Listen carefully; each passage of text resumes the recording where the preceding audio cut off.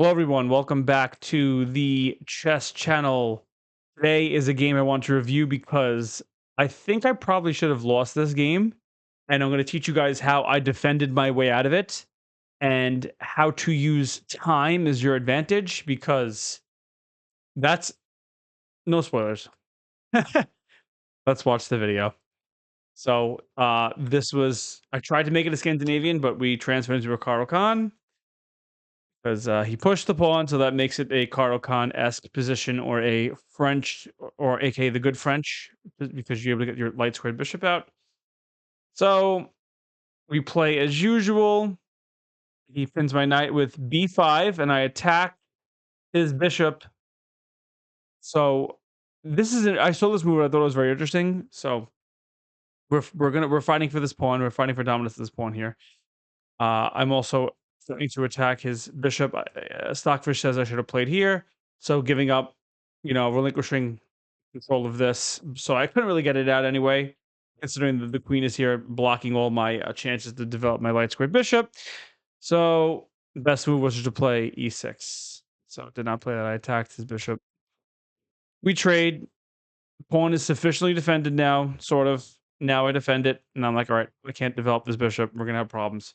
So in these kind of positions, this pawn over here, the one on e5, if he pushes his pawn, it's really annoying.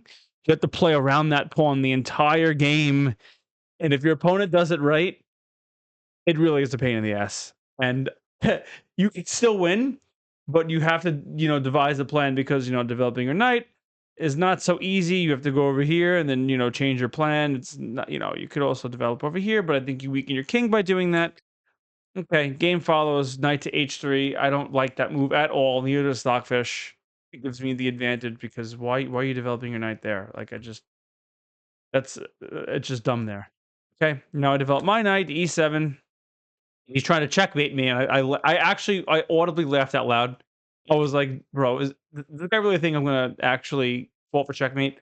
So I blocked the threat with my knight, so he can't do that now. He can't take anything. He can't get in because my knight is guarded, and it blocks the queen from checkmating me.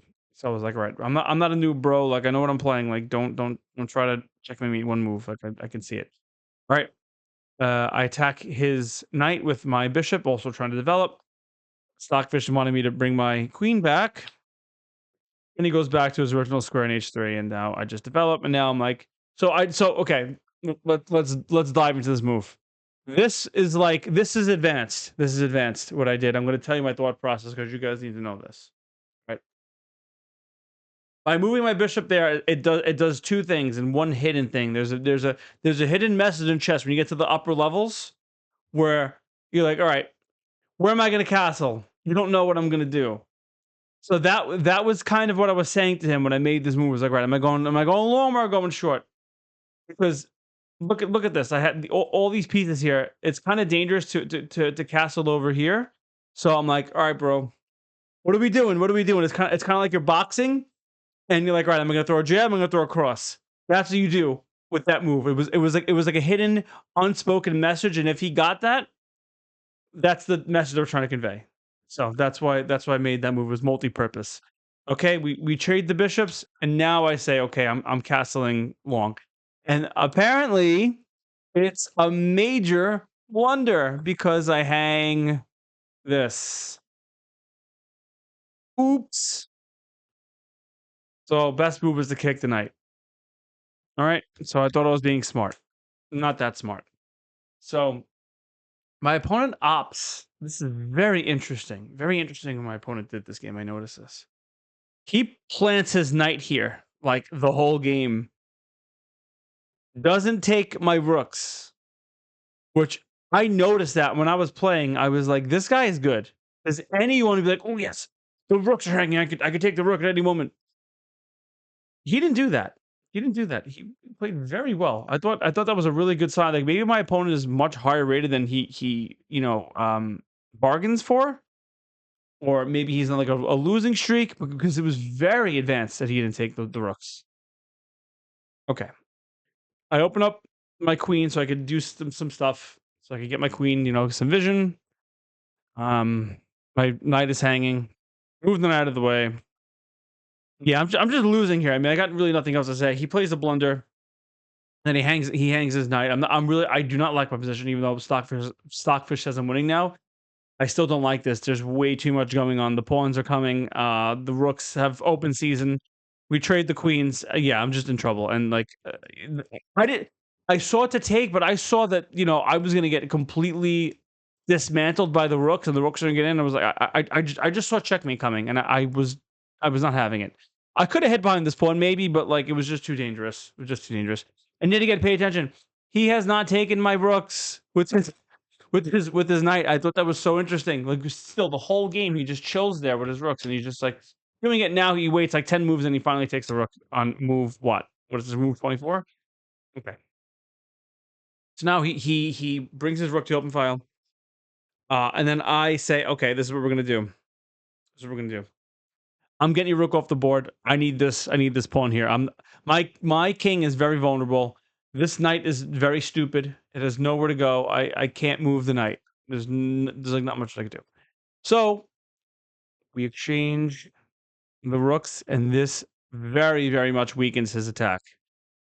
I attack his rook with my bishop. I told you this game, there's a lot to it. There's so much to review. I'm very glad I decided to go over this video because I think I should have lost this game, truly. And also pay attention to the clock. I have almost double his time. He has 2 minutes and 57 seconds on the clock, and he's spending a lot of time making moves. And I'm using this to my advantage. I'm not playing lightning fast, but I'm playing faster than him. I'm trying to I'm trying to calculate as fast as I can. So I use that to my advantage, and I secure a win. I attack the pawn, and I finally take the pawn. Now he has nothing really. I mean, he's still winning, but like he would have to get this pawn. He'd have to dislodge this one, bring this one down. And I'm like, I'm not gonna make this easy. So I defend my bishop, my king. He takes my pawn, and that's a blunder apparently. So Stockfish wanted me to play here. So let's say I play here, and then I just don't understand why. What like I don't understand any of this because he's not getting in, and the position's equal at this point.